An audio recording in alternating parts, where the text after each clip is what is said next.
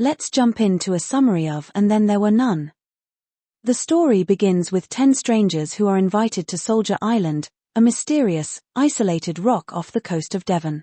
Each has been summoned under a different pretext, none of them truly knowing their host, a Mr. or Mrs. UN Owen. The guests arrive by boat, each with secrets, histories, and suspicions buried beneath polite conversation. Vera Claythorne, a former governess, believes she's been offered a secretarial job for the summer. Philip Lombard, a man with a shadowy past, has been hired for vague, possibly illegal reasons. Dr. Edward Armstrong, a successful doctor with a reputation to maintain, thinks he's been summoned to treat an invalid.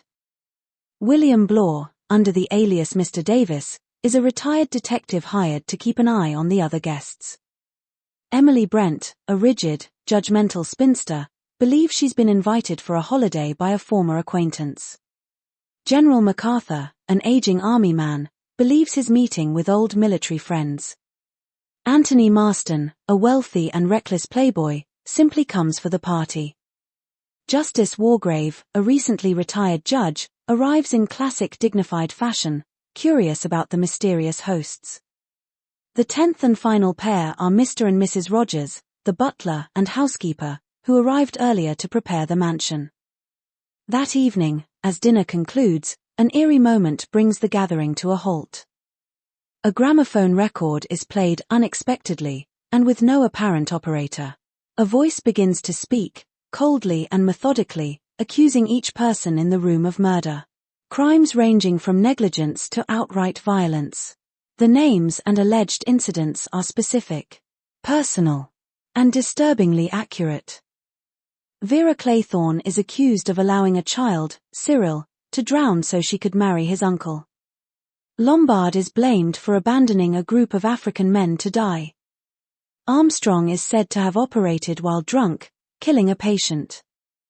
Blore supposedly gave false testimony that resulted in an innocent man's death. Emily Brent is accused of forcing a young servant girl to suicide. MacArthur allegedly sent a fellow officer to his death out of jealousy. Marston killed 2 children with his car and showed no remorse.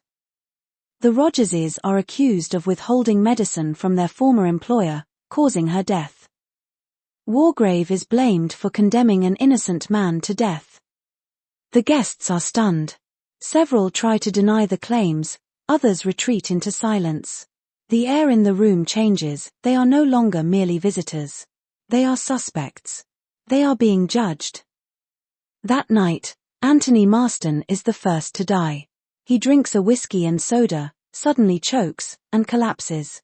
The cause, cyanide poisoning. His death is fast and shocking. The guests are horrified.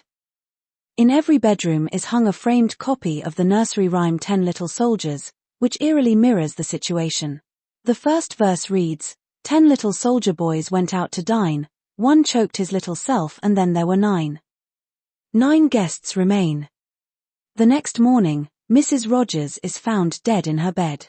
Dr. Armstrong declares her death was due to an overdose of sleeping medication, but did she take it herself?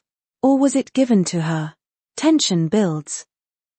They begin to notice that 10 soldier figurines arranged on the dining room table are disappearing one by one with each death. Later, General MacArthur begins to act strange, withdrawn. He confesses to Vera that he sent his wife's lover to his death during the war.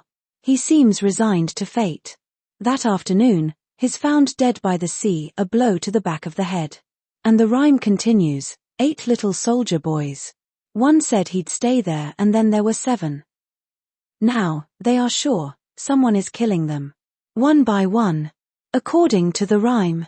The murderer must be one of them, there's no one else on the island. They search the house and the cliffs. No signs of another presence. The group decides to stick together. They agree to take no chances. But fear erodes trust quickly. The next morning, Mr. Rogers fails to wake the guests. He is found outside, murdered with an axe while chopping wood for the fireplace. He was killed in the early hours. Another verse fulfilled. Emily Brent becomes increasingly paranoid. She refuses to believe she's in danger. She's haunted by hallucinations of the girl she was accused of driving to suicide. Later, the others find her sitting stiffly in the drawing room, dead. A syringe mark on her neck. A bee buzzing nearby. The killer left a symbolic bee in line with the verse. A bumblebee stung one and then there were 5. They now realize the killer has access to weapons, poison, and medical knowledge. Suspicion turns to Dr. Armstrong, who becomes increasingly nervous. They lock away the remaining drugs and firearms. But it doesn't help. Suddenly, Justice Wargrave is found dead, shot in the forehead, wearing a robe and wig fashioned from courtroom materials. The scene is bizarre and theatrical. It seems symbolic. Like a self-styled execution. With Wargrave dead, they believe the worst has passed. But the deaths continue. Dr. Armstrong goes missing the next morning. He had been growing erratic, sleepwalking, and distraught. The others assume he's the killer or the next victim. Now only Blore, Lombard, and Vera remain. They stick close but trust is long gone. Blore ventures back to the house to get food and is killed, crushed by a large marble bear-shaped clock pushed from a second-story window. The line from the rhyme, "A big bear hugged one." Lombard and Vera are the only 2 left. Vera finds Armstrong's body drowned, dragged up by the tide.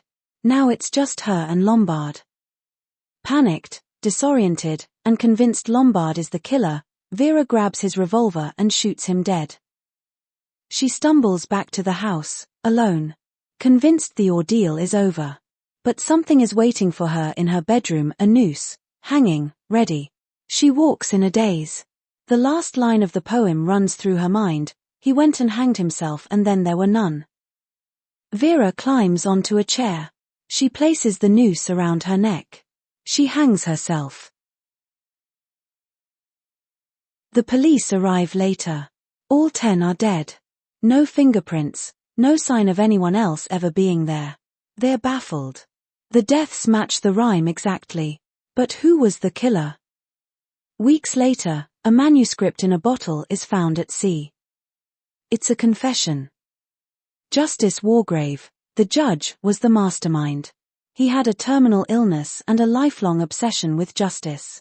He wanted to see real justice served, to punish those who had committed murder and escaped the law. He carefully selected each guest for their crimes, lured them to the island, and used their psychology against them. He faked his own death with the help of Armstrong, who thought they were collaborating to trap the killer.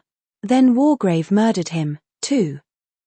In the end, he arranged for his own actual suicide in a way that would match the final line of the poem after setting up the final pieces to make it look like Vera took her own life, completing the cycle. Wargrave had created the perfect crime. A mystery with no solution. A stage play of death and justice, carried out to the letter. And then, there were none. Don't forget to subscribe and watch another summary.